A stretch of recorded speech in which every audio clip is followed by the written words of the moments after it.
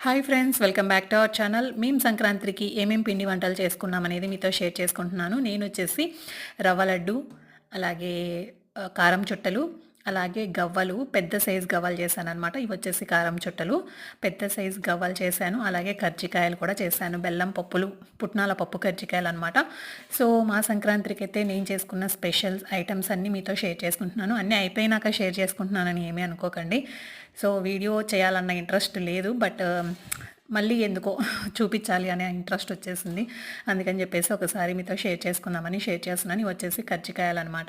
So ఈ డబ్బాలు ఎంత పెద్ద సైజులో ఉన్నాయో వాటి నిండా చేశానమాట. సో పండుగ అయిపోయింది కదా, పండుగ 10 రోజుల ముందు నుంచే చేస్తున్నాను కాబట్టి పండుగ అయిపోయి కూడా 5-6 డేస్ అవుతుంది కాబట్టి ఇన్ని మిగిలాయి. ఇది ఫ్రెండ్స్ ఇవాళ వీడియో. ఐ హోప్ మీకు నచ్చిందని అనుకున్నాను. నచ్చితే తప్పకుండా like, share, comment and subscribe.